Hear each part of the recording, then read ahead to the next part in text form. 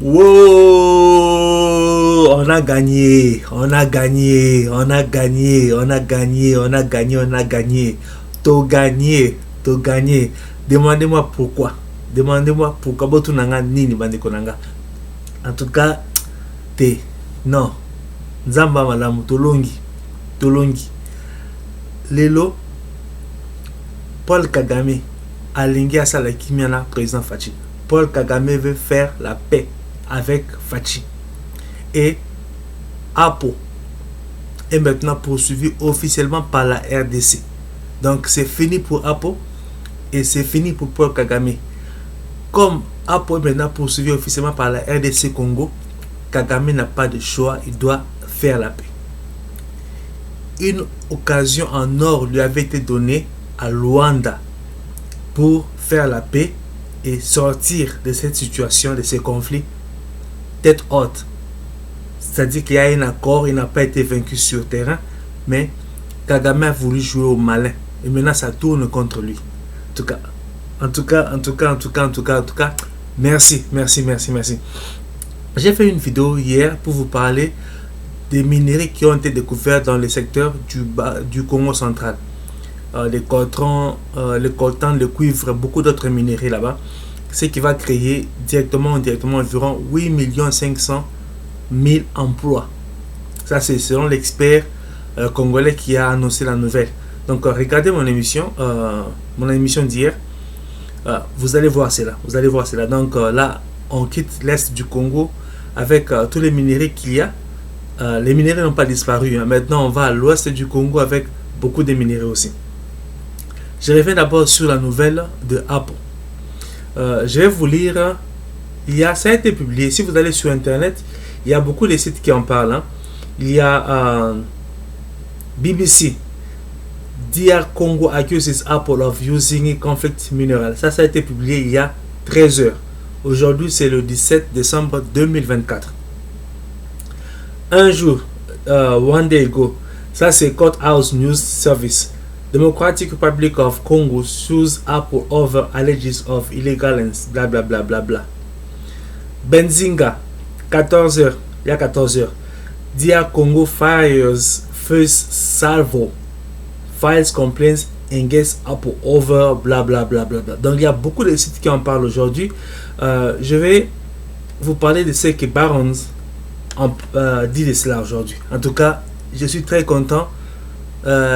Chers compatriotes congolais, soyons très contents. La stratégie de Fachi est en train de marcher. Je ne le dis pas parce que je supporte Fachi, mais c'est ce qui est en train de se faire. Alors, DR Congo on Tuesdays file a criminal case against European subsidiaries of tech giant Apple, accusing them of illegal using blood mineral in its supply chain. Alors, ça c'était un peu juste en anglais. En fait, qu'est-ce qui se passe? On avait fait une émission où on disait que la RDC prévoyait de porter plainte contre Apple. Et c'était au mois d'avril, lorsque le président était passé sur la chaîne française, j'ai oublié le nom de la chaîne, ça a été relayé dans beaucoup de médias que le Congo veut porter plainte contre Apple. La stratégie était quoi? C'était d'employer une firme de lawyers basée à Washington et basée en Europe, en France. Et je vous disais que la stratégie c'était quoi? C'est que puisque les Européens et les Américains se font aussi des fois des guerres économiques. Donc là, on va suivre Apple en Europe et Apple en Amérique. Si ça aboutit bien en Europe, cela aura aussi des conséquences sur le procès qui va se passer aux États-Unis. Apple est poursuivi par quoi? Et pourquoi? Donc, comme on le sait, il y a des minéraux qui traversent illégalement le Congo et qui se retrouvent dans les appareils Apple. Apple n'est pas le seul, il y a beaucoup d'autres compagnies qui font pareil. Et dernièrement, aux Nations Unies, contrairement à ce que Fachi faisait d'habitude, il citait seulement le Rwanda, il avait parlé des multinationales qui sont aussi impliquées dans cela. Alors, je vais vous lire. Qu'est-ce qui s'est passé? Au mois d'avril, le président en avait parlé. Il avait parlé de ce que le Congo comptait faire contre Apo. Alors, les avocats du Congo, donc c'est un cabinet basé à Washington et en France, avaient envoyé une lettre à Apo pour lui demander de justifier la source de ces minéraux utilisés dans Apo, donc matière première.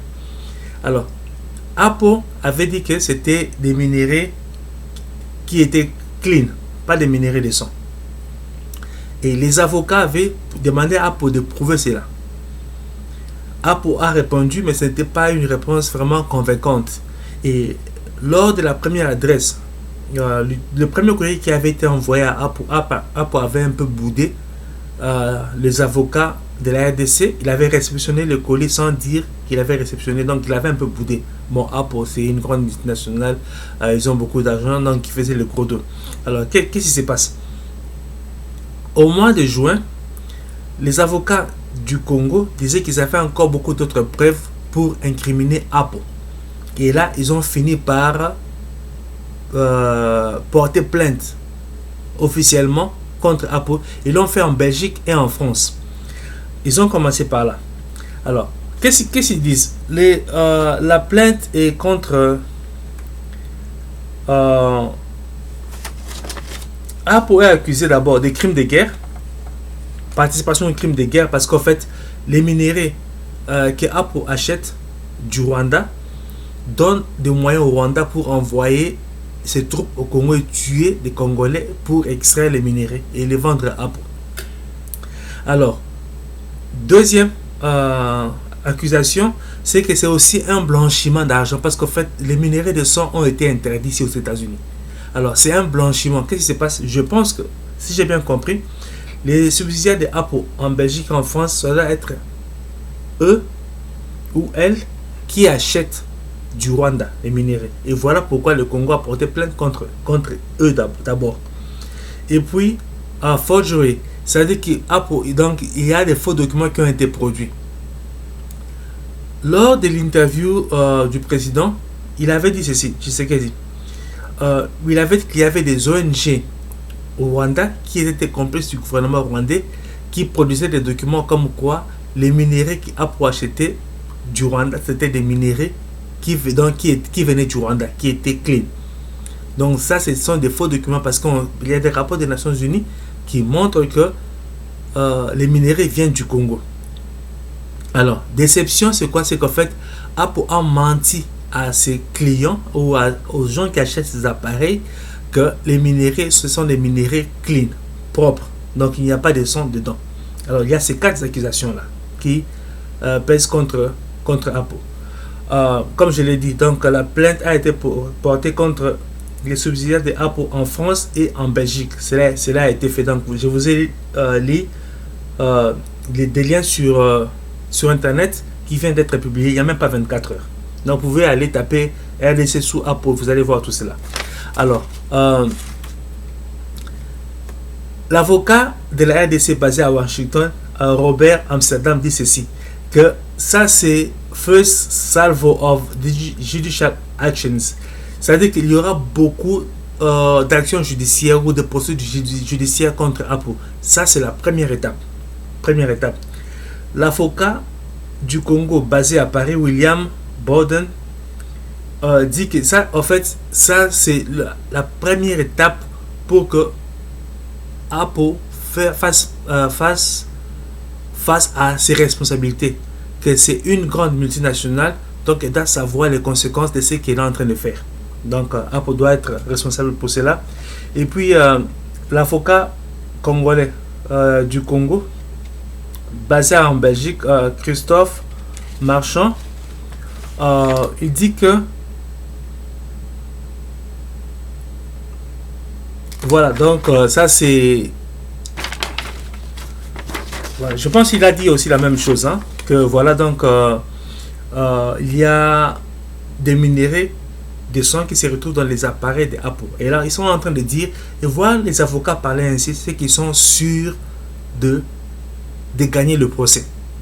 C'est un procès qui va impliquer beaucoup d'argent. Voilà, je me rappelle. L'avocat basé en Belgique dit que Donc, tout le temps que ça a pris, la durée de cette exploitation des minéraux illégalement du Congo et le nombre des appareils produits, bien le nombre des appareils produits par Apple montre en fait comment le dommage a été causé au Congo. Ça a été causé pendant beaucoup de temps et ils ont soutiré beaucoup de minéraux du Congo pour pouvoir fabriquer tous ces appareils que nous avons dans nos mains. Moi, j'en utilise aussi malheureusement. Donc, voilà. Donc ça, c'est oui pour Apple. C'est oui pour Apple. Alors, je vais vous les lire, le fils de Museveni. Pourquoi je dis que Paul Kagame demande maintenant la paix à Fachi? Le fils de Museveni, je vais vous les lire. Ça a été publié dans un média.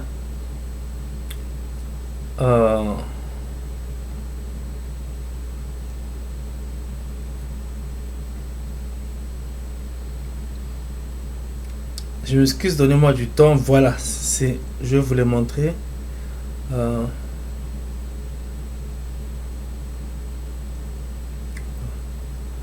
Vous voyez, c'est Kemet.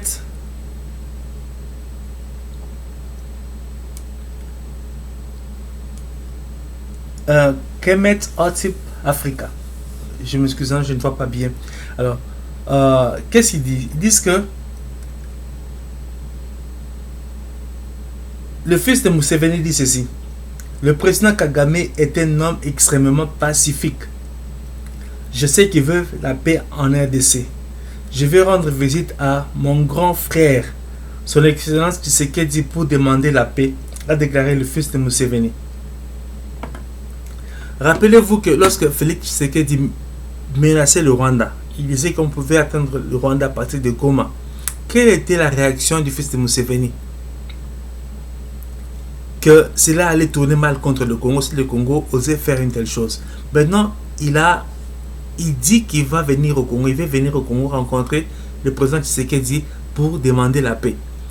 Le Congo, en fait, au sommet de Luanda, il fallait une rencontre entre Kagame et Félix Tshisekedi. Il n'était pas question de Museveni. Donc, si un officiel, parce que c'est un général ougandais, fils du président, s'il parle ainsi, c'est que c'est Kagame qui envoie. Donc, ça veut dire que Kagame a parlé avec son papa, avec Museveni.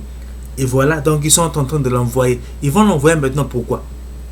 Comme je vous le disais, le corridor de Lobito, avec le chemin de fer qui va aller jusque dans le Grand Kivu, c'est pour exporter aussi des minéraux qui viennent de cette région-là. Or, nous savons que dans cette région, il y a la guerre. La guerre, pourquoi? Pour piller les ressources naturelles du Congo. Alors, si ces multinationales et les présidents américains viennent s'engager du côté de l'ouest, c'est que du côté de l'est, tout doit finir. Je vous disais que c'était le début de la fin de la guerre en Inde du Congo. Parce que eux, les Américains, ne vont pas entreprendre cette démarche-là pour rien. C'est-à-dire qu'ils ont étudié tous les cas, ils ont vu que c'était bénéfique pour eux. C'était mieux pour eux de passer par là que de continuer à se servir à partir du Rwanda. Donc, ils voulaient lâcher Kagame déjà. Et je pense même que le sommet qui devait avoir lieu à Luanda, c'était un sommet, ça devait être un sommet pour faire donc un cessez-le-feu définitif. Mais qu'est-ce qui s'est passé? Kagame joue au malin. En fait, il a voulu jouer sa carte à lui pour continuer à tirer les ficelles. Donc, dire que voilà, le gouvernement congolais doit doit rencontrer les M23. Or, les M23, ce sont les puppets ou des marionnettes du Rwanda. Donc, le gouvernement congolais doit les rencontrer et ils vont donner leur mot d'ordre au M23. Donc, le gouvernement congolais va parler avec un M23, en fait, qui parle au nom du Rwanda. Alors, lui va faire la paix avec le Congo officiellement, que la guerre est finie, il n'est plus impliqué dans les histoires du Congo, mais dans la conversation dans le dialogue avec le M23 demande à être intégré encore dans nos institutions. Donc Kagame se retrouve encore infiltré dans nos institutions. Fachi n'a pas voulu cela. Il n'a pas voulu de cela. Alors comme Fachi n'a pas voulu de cela, c'est que la guerre devait continuer. Et voilà que le fils de Museveni dit que Kagame, c'est quelqu'un qui aime, c'est quelqu'un qui est pacifique. Donc il sait que Kagame veut créer la paix au Congo. Donc, lui veut venir au Congo rencontrer le président Félix Tshisekedi pour demander la paix. Donc, Kagame est en train de déposer les armes parce qu'il a compris qu'il est battu. Le sommet de la rencontre de Lobito a eu lieu. On porte plainte contre Apo. Et voilà maintenant que Kagame veut faire la paix. Parce que le dossier contre Apo, c'est un dossier qui est grave. Les avocats ont dit que ça, c'est la première étape. Il y aura beaucoup d'autres poursuites judiciaires. Il y en aura beaucoup.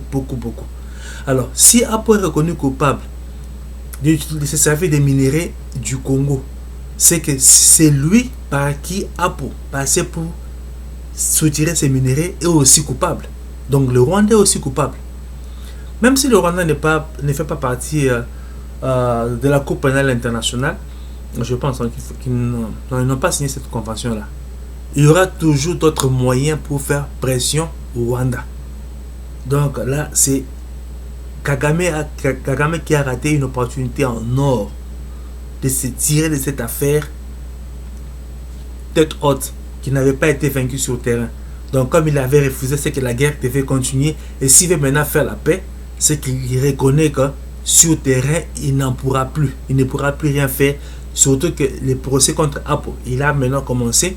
Donc Apo sera obligé. Ils vont dédommager le Congo et il sera obligé d'arrêter de se servir du Rwanda pour s'approvisionner en matière première. Donc tous les revenus que le Rwanda tirait de cette affaire-là, ça sera fini. Et comment le Rwanda fera-t-il la guerre? Mouzile disait que le Rwanda n'avait pas une économie de faire la guerre même d'une semaine au Congo. Cette guerre a duré pendant combien de temps? Pourquoi? Parce que le Rwanda a exploité les minéraux du Congo pour pouvoir alimenter la guerre. Donc avec cet argent, il pouvait acheter des mercenaires à gauche, à droite, il pouvait... Autre chose encore, c'est que si malgré tout ce qui a été raconté sur les minéraux, de blanchiment, bloods mineral, tout ce qui a été raconté sur ça, si Apple a continué à s'entêter, il y a 3 raisons, selon moi. La première raison, c'est quoi? C'est que les officiels de Apple qui sont impliqués dans ces contrats-là avec le Rwanda doivent aussi en tirer leur profit. C'est-à-dire qu'en dehors de la transaction entre le Rwanda et Apple pour acheter les minéraux, ils doivent aussi recevoir une commission importante. Ça s'est fait ici aux États-Unis. Il y a des compagnies qui gagnent des marchés, mais en fait, il y a des conditions, pas écrites comme ça. C'est que le manager ou l'officiel qui signe les contrats, voilà, nous allons signer un contrat avec vous pour que vous nous fournissiez tel service.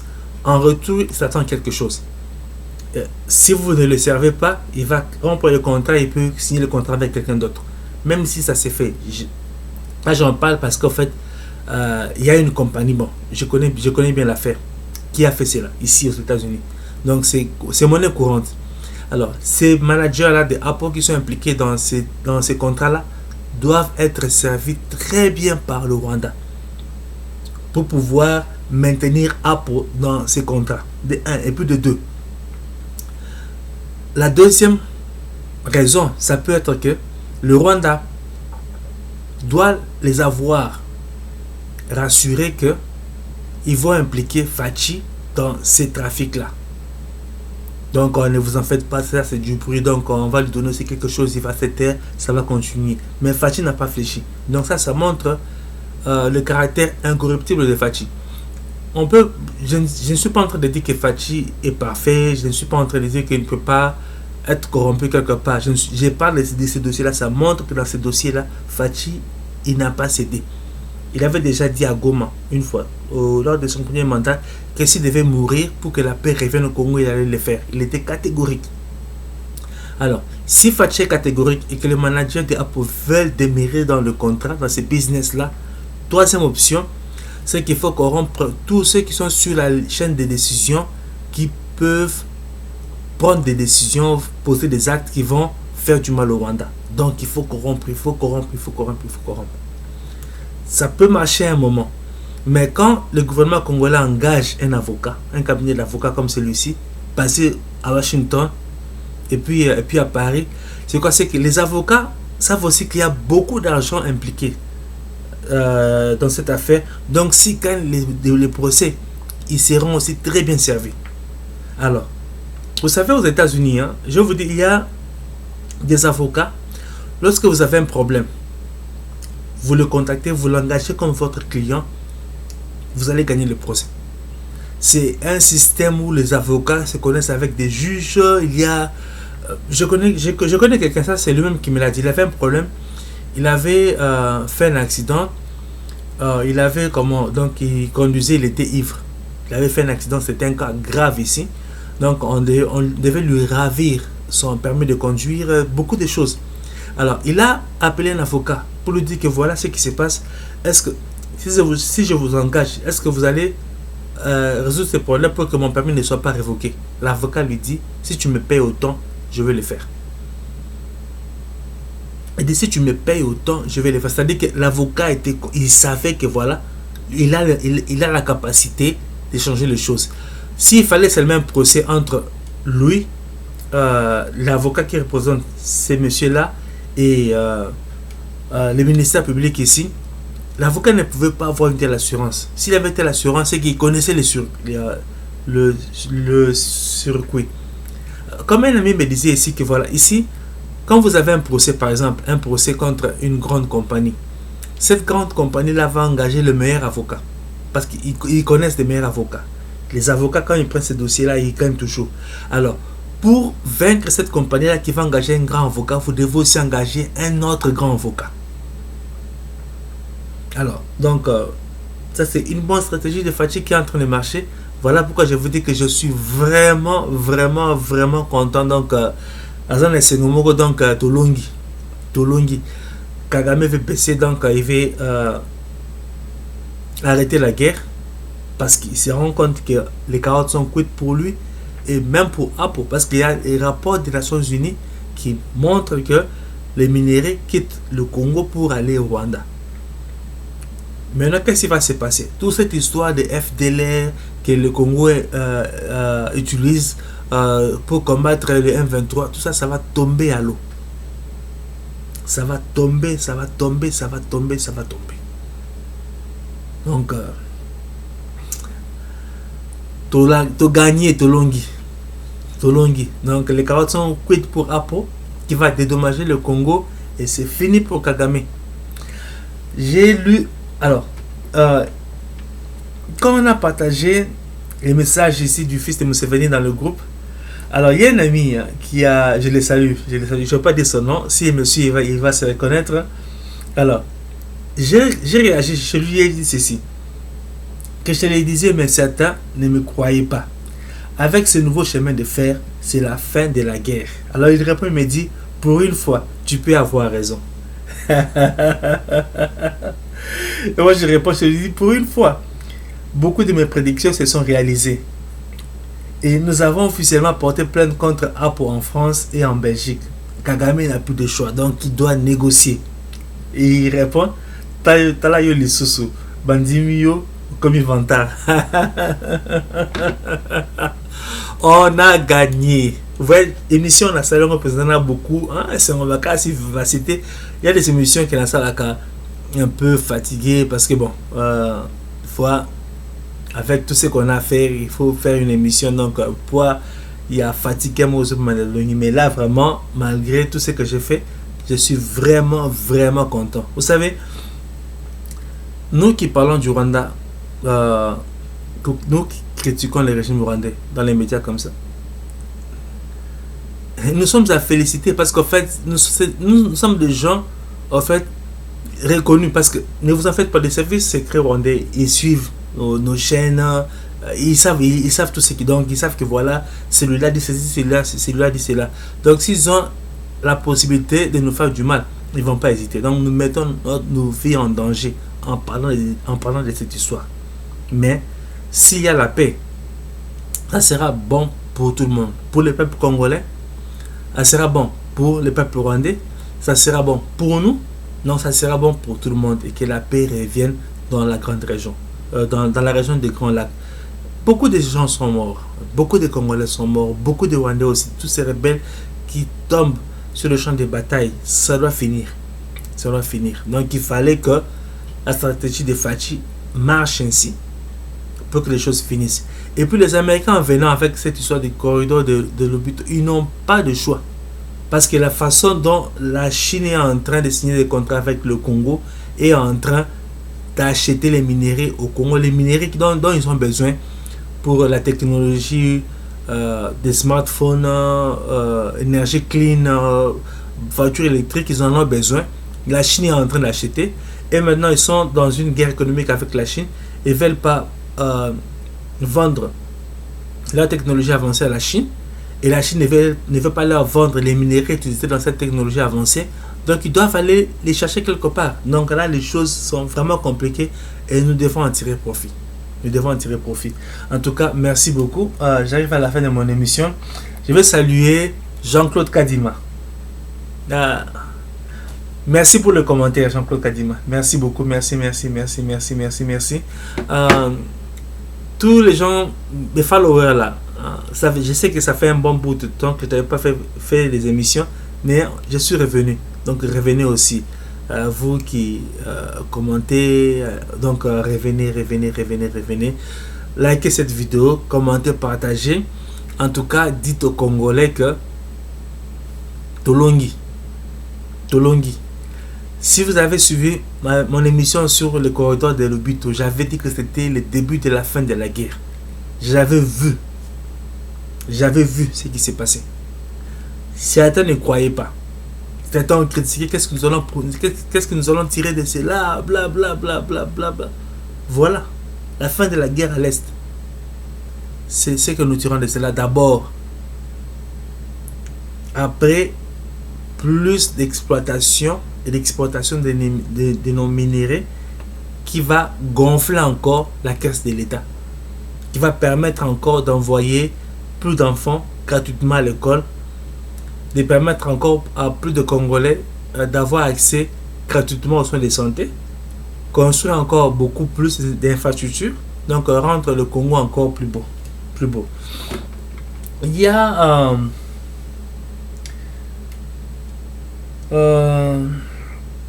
quelqu'un a partagé quelque chose là. Il y a, bon, je suppose que c'est vrai, hein. Il y a, ça c'est un tweet de William Smith qui dit que le président Biden s'était opposé à la tenue de la rencontre de Lobito, du corridor de Lobito à Kinshasa, parce que selon lui, le président Tshisekedi c'est quelqu'un qui manque d'honnêteté. Il n'y a pas une bonne démocratie au Congo. Il y a des arrestations des opposants et puis Kinshasa, donc bon, les conditions hygiéniques, quoi. Kinshasa n'est pas très propre. Voilà, c'est ce qui avait poussé le président américain à ne pas vouloir que la rencontre ait lieu à Kinshasa. Par rapport à l'insalubrité à Kinshasa, il a raison. Ça on ne peut pas nier. On doit faire un travail sérieux pour rendre la ville de Kinshasa encore propre et belle. Donc j'espère que le gouverneur Bumba va faire cela. Par rapport au manque d'honnêteté, je ne sais pas. Fachi paraît quelqu'un qui, lorsqu'il dit quelque chose, il sait de quoi il parle. Quand il avait parlé du déboulonnement, on n'avait pas cru, ça s'est fait, n'est-ce pas? Alors, quelqu'un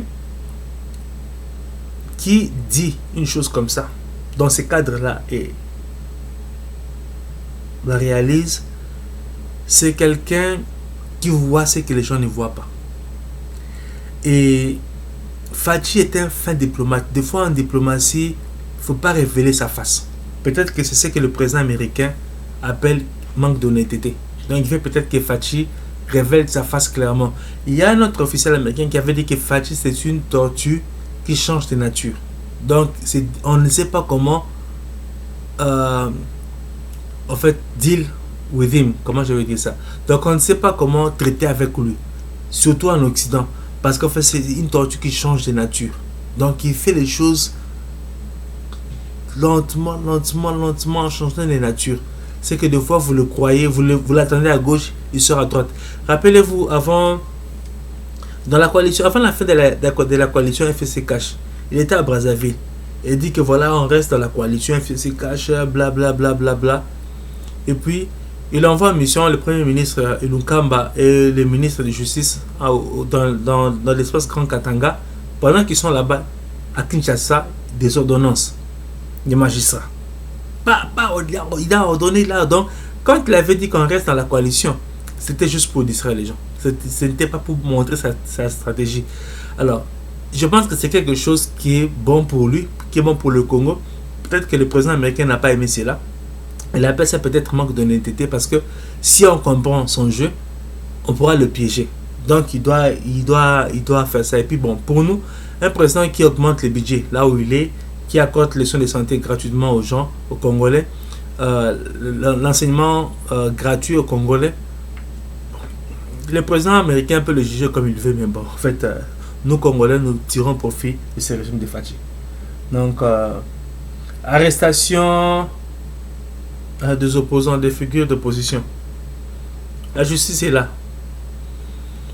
Bon, si ces arrestations ne sont pas fondées, qu'il y ait des procès et qu'ils soient libérés. Donc je veux pas, c'est pas parce que je supporte Fachi que j'aimerais qu'on arrête les gens injustement. Non.